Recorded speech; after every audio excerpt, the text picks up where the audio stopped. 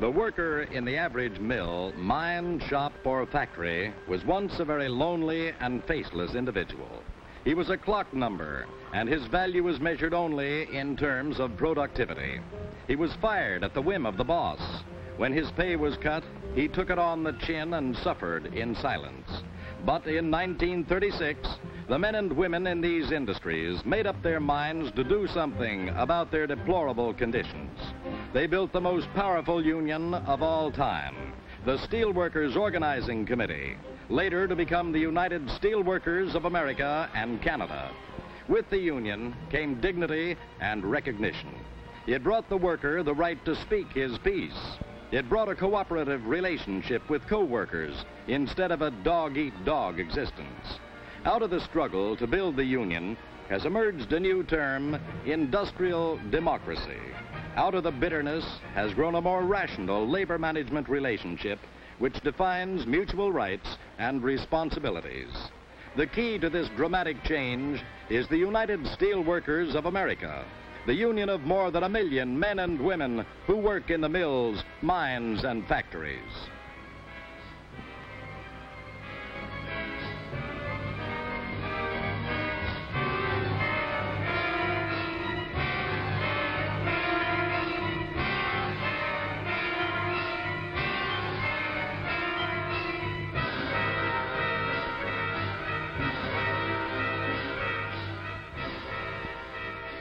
This is the story of your union, and here to tell that story is your international president, David J. McDonald. The United Steelworkers of America is the proudest union in the world, and I might add the most useful union, because everything made by steelworkers benefits every person in the world. Steel for bridges or boats, aluminum for aeroplanes, and containers for everything imaginable.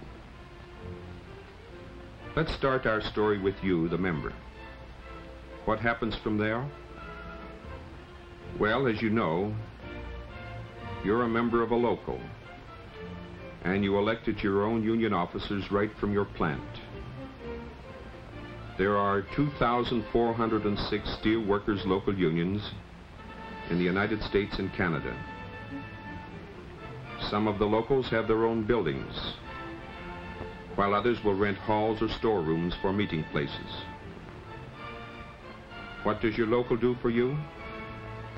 Well, it's your headquarters for your local problems and grievances, for your social affairs, for you. But you wouldn't have a local if you didn't have a contract.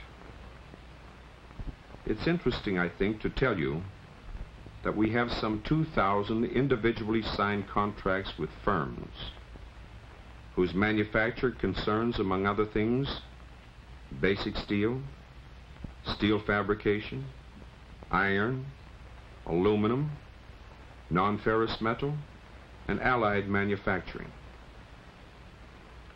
Supervising all contracts is your International Vice President, Howard R. Haig, whose duty it is to see that your local contract is agreeable to the wage policy established by your elected delegates. In your contract department, every contract ever signed by your union is kept on file, some 2,000 agreements.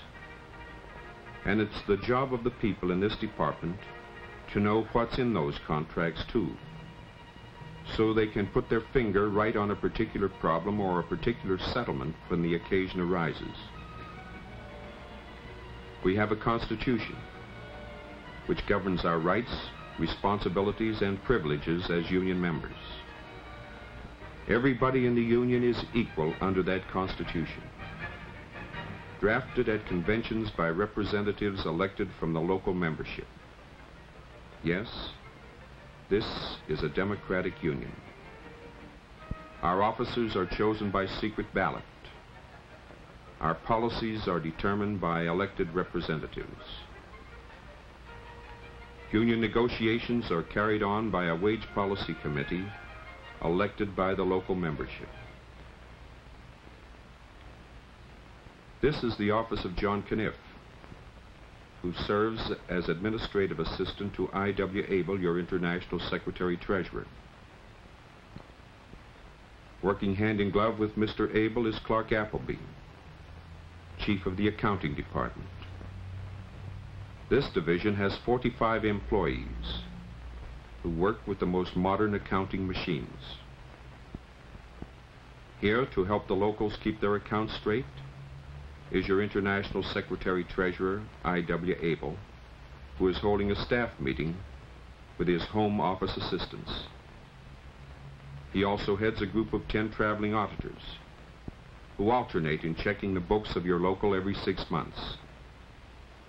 They rotate on their audits so that one auditor is actually checking on another.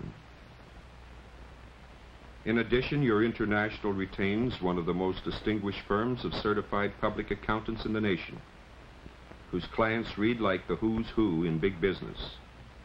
And you're part of a big business yourself. Your dues money is invested in American and Canadian government bonds. Not one penny is invested in speculative stocks. We do purchase one share of every company with whom we have a contract, assuring us their quarterly and annual reports, so vital to our economists. As big business has its economists, so have we. If your union needs to negotiate a contract, we need high-caliber men, men as brilliant as those associated with the steel, aluminum, or tin companies.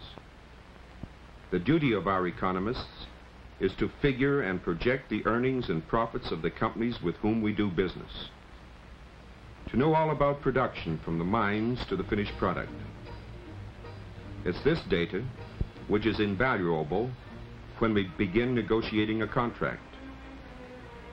When a wage increase is determined upon by an industry-wide agreement, our industrial engineers, headed by Elmer Malloy, go to work breaking down among the 32 wage classifications.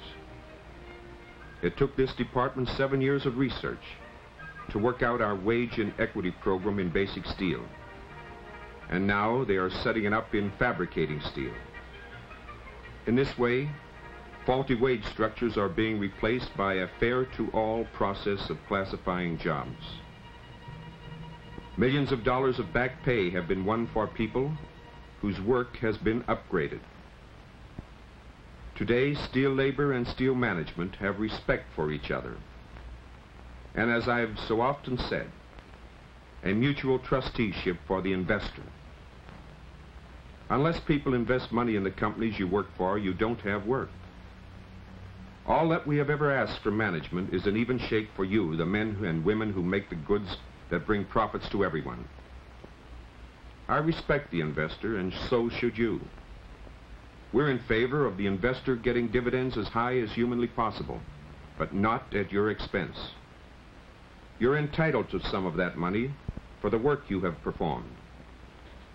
Some of you may have had correspondence with George Redinger and Kitty Duig, and you might be wondering what they look like.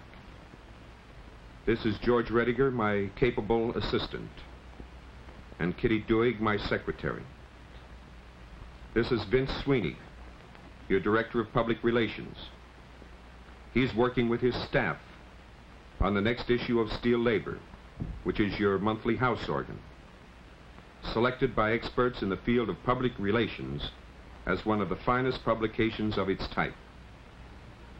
You would do well to keep abreast of your union affairs by reading Steel Labor from cover to cover every month, for that is our major means of reaching you and keeping you informed on what's going on.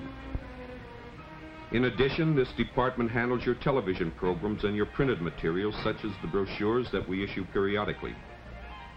Mr. Sweeney also supervises the production of these films. In the international office, we employ about 150 people, all working to ensure a better living for you. In the field, we have about 600 staff representatives who work with local union officers. Little wonder, then, why we are where we are today, when you see all of your American and Canadian organizers in full view. Little wonder, too, why other labor organizations say the Steelworkers have the world's best labor organizations. The Steelworkers International Organization is made up of 29 districts. They have their own offices, and it's here that the field men make their headquarters.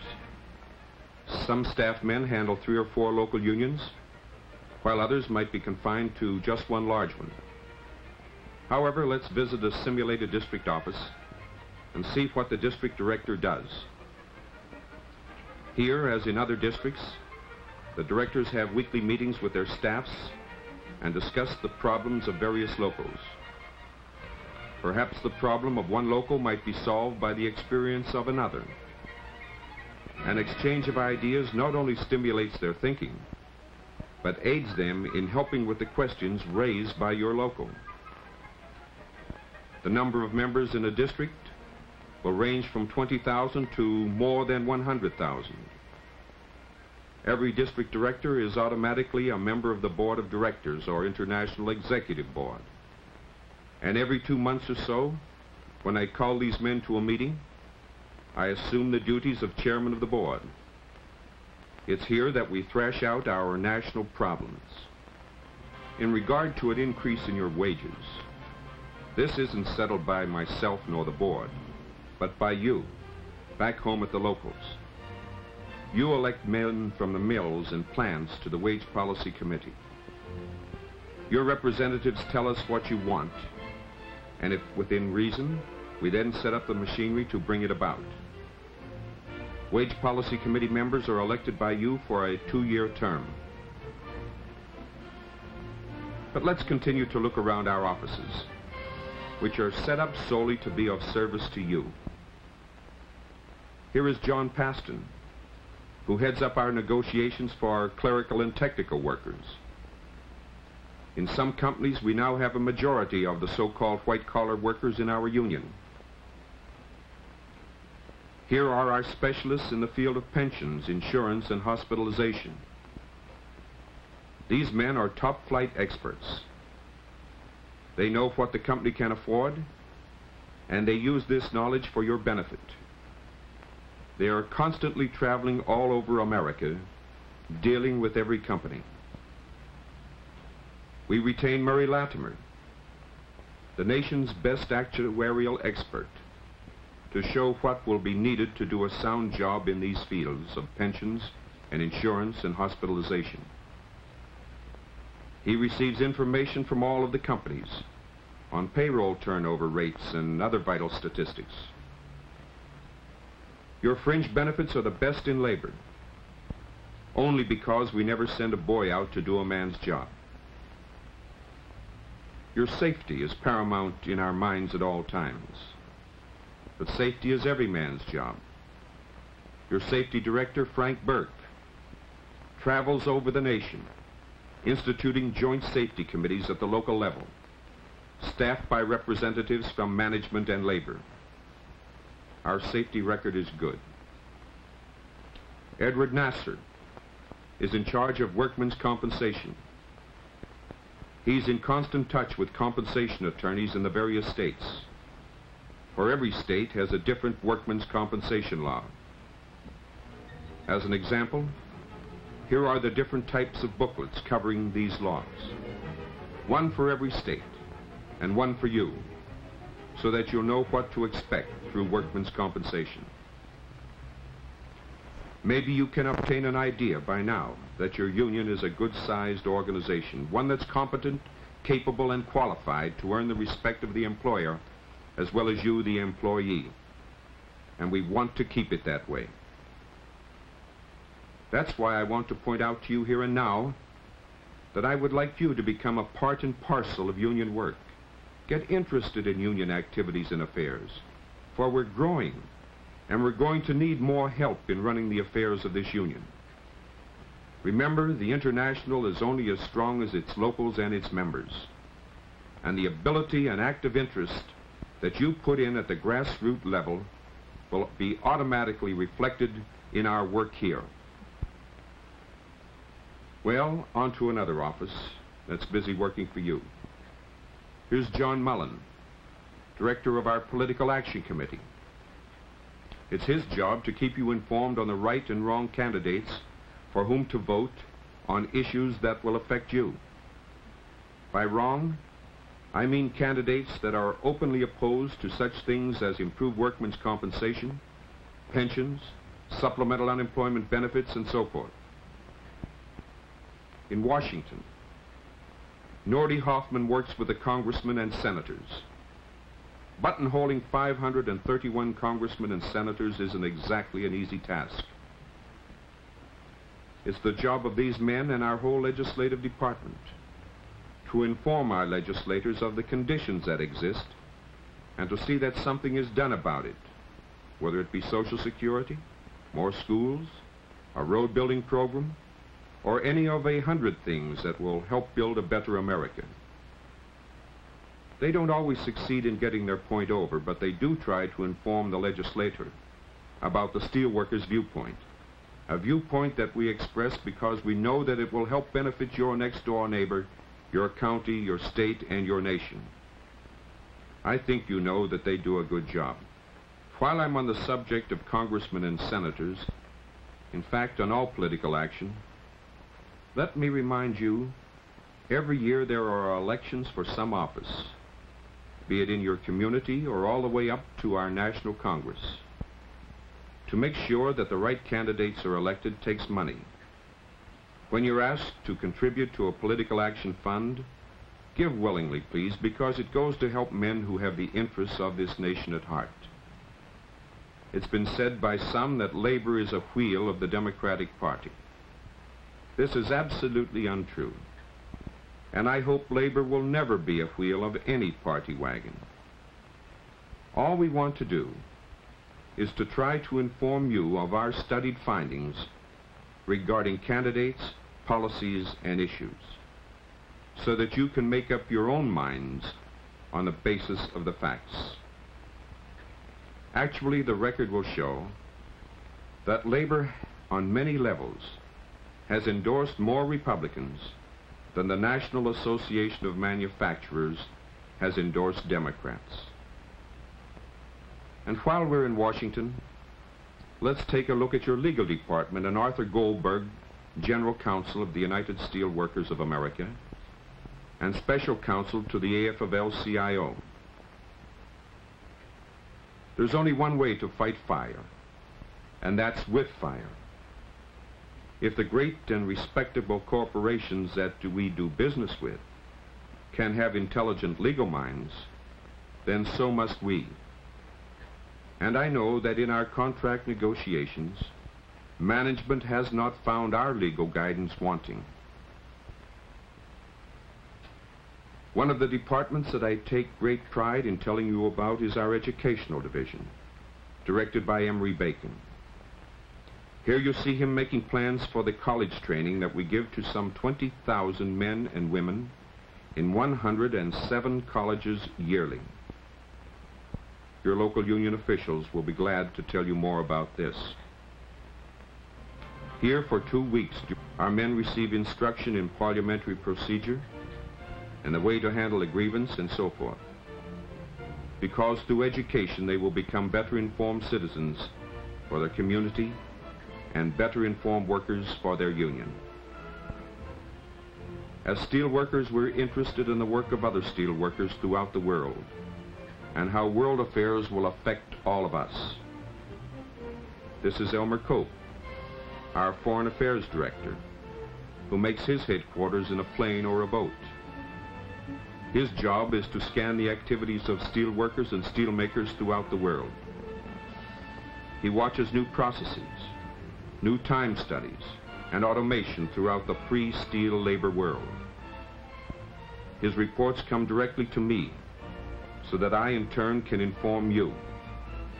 In addition to technical data, he observes the growing strength in free countries and the decline of totalitarian satellites. For the time may come when even communist Russia admits that the only way to prosperity is through free minds and free trade unions. Then the future steel mills of this country, in drawing board stage today, will be unable to meet the demand. With this information, we can go to the steel producers and urge them to make expansion plans today for tomorrow. Men being what they are, can and must be forgiven for their thoughts. But that doesn't mean we can relax our guard. Thus, the United Steelworkers of America maintains a Human Relations Committee. As you know, there are many firms that do not employ Negroes, Jews, or Catholics. And it's our job to change all this. Our committee works with state groups on securing fair employment practices. We've made great strides in this field. But the greatest classrooms to teach tolerance are the mills, where the sweat of one man blends with another's to instill understanding. Well, that's about the whole story. I may have been brief about the various activities of each department, but I did want you to have the highlights. I hope that in some small way, we've helped you to better realize the greatness of your union. There are other unions with larger memberships, but none to me so proud as us. Proud because the American economy depends upon us, and proud too because we recognize our responsibility to the American people. Thank you, and God bless you.